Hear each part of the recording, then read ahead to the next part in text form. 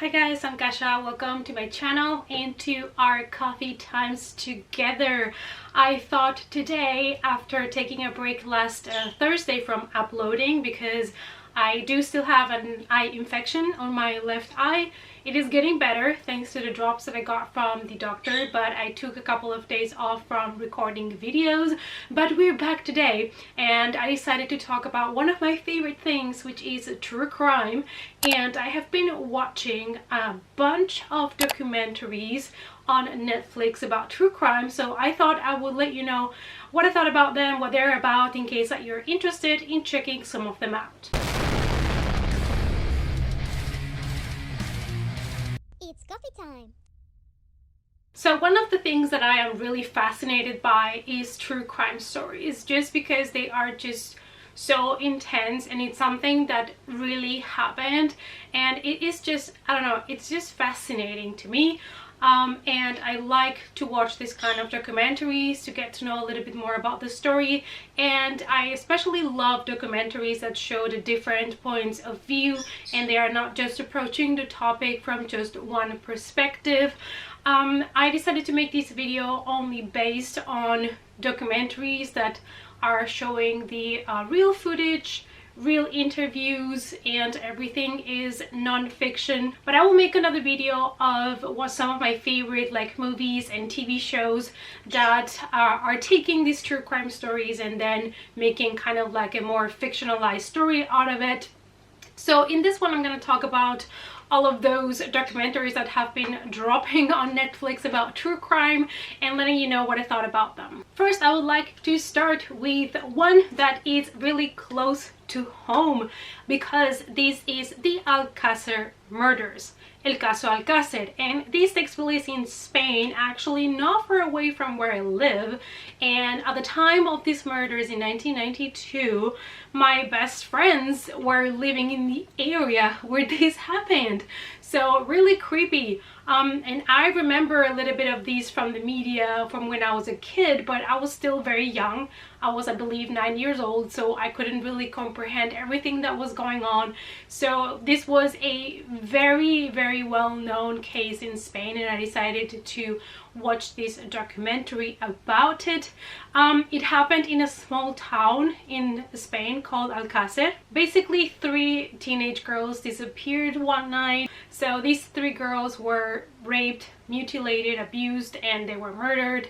And this whole documentary is explaining how everything happened from the very beginning, but it's also putting a lot of emphasis on how the media kind of took this case and made such a joke and such a big circus out of it, and it got a little bit out of control. And one of the parents of these girls was a lot on television doing his own investigation, and apparently, you know, big names were involved in these murders that never came to light. Like a lot of conspiracy also going on, so it's not just about the murders but about the whole conspiracy behind it and the media. So I really enjoyed it. It's very long, but I would definitely give it a try. Next, we have a story that actually I had not heard of before, and that is Amanda Knox.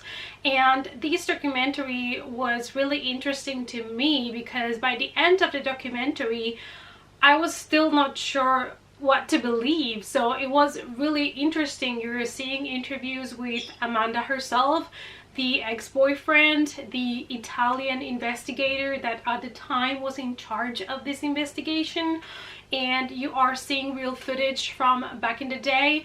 And the whole story is about a US student that goes to Italy for a semester abroad, and while she's there, Meredith, the girl she was sharing an apartment with, she turned up dead, and she ended up being one of the prime suspects. It is really weird, the whole story. When you're hearing Amanda talking about it, you feel like there's something going on with her, but you don't know what it is. And at the end of the day, I really think we were in a gray area, and I just didn't know who to believe anymore. And that's what I thought it was one of the most interesting things about these. This one is shorter, so if you want to give it a try, or if you heard about the case but you have not you know, known all the details. This one is really good because it does explain everything step by step about the investigation as well. The next is Audrey and Daisy from 2016, and this documentary, even though it has a very important topic, which is rape victims and rape victims that are not believed by the community that thought we're going to support them, sadly this documentary is not so great edited, and the whole interviews and everything is a little bit over the place, so it ends up being a little bit messy when it comes to tell the story. And it just jumps from one thing to the next without, you know, having a proper like structure, which was missing for me in this documentary, so that's what I didn't enjoy it so much. But we have here the story of two teenage girls that were both raped when they were unconscious at a party, drugged, and they were not believed. And you know, the kids that did this to them, I believe one of them was like the mayor's or somebody's like son, something like that. And there is a sheriff in this documentary that is telling his point of view, and he's such a piece of s. I was so mad at him. Also, one of the things I did not enjoy about this documentary is this guy's statements.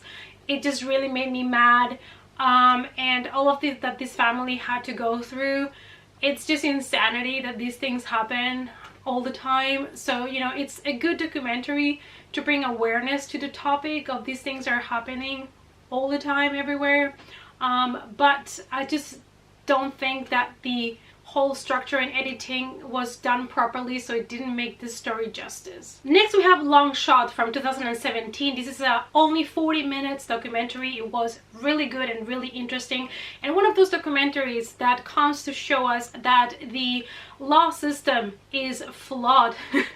It's not working, and we have here a guy that was basically accused of a crime that he kept on saying that he didn't commit, and the problem is that he didn't have a proper alibi for that night. He was at a game, and of course they don't believe that he was really there, so they are trying to find footage that shows him on the stadium that night, and it was just great. I really love this one. It's a short, intense, interesting documentary, and like I said, it's one of those that are trying to show that sometimes the system doesn't work. The next one is I Am a Killer season 2.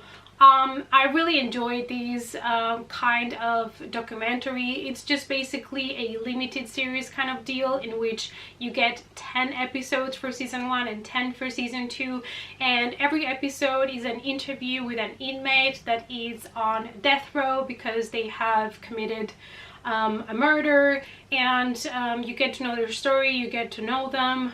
They perform interviews with the killers while they're in jail, and it's super interesting. Some stories, you know, the killer admit what they did, others they're still saying that they're innocent, so you know, it's again one of those things where it's a gray area where you don't know if they're innocent or not.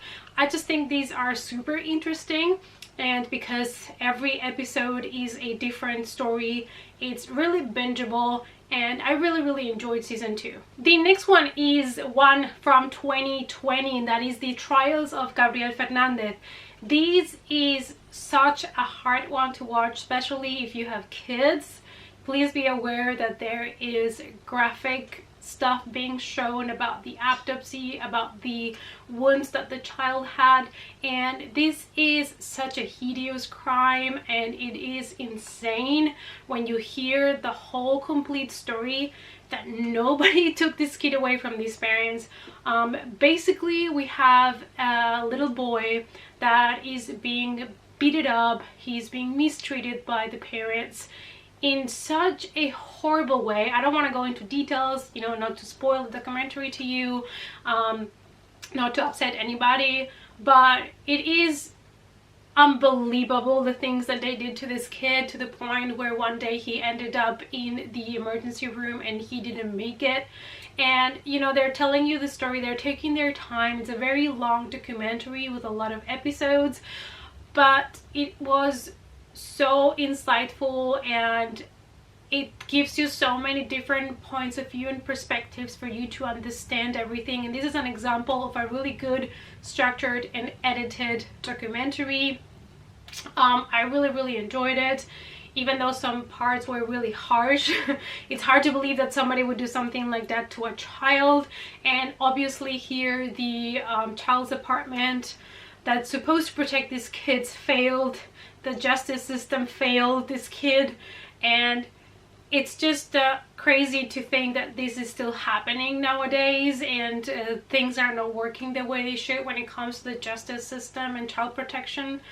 But yeah, if you can handle the story knowing that it is about an abused kid that was really mistreated, then you should give it a try, because it's one of those that it's really well thought of and really well executed documentary. And that was everything. Those were all the Netflix documentaries based on true crime stories that I have binged. Of course, there are many other documentaries out there that I have watched or I have yet to watch. So if you're interested in the topic, I will, be glad to make more videos about it. Let me know down below which is your favorite true crime documentary that you have seen, because it's done really well or because the story was really interesting. Let me know down below. Thanks so much for watching, you guys. Please give the video a big thumbs up for support. If you want to follow me in other social media, the links are down below, and I hope to see you all in the next coffee time.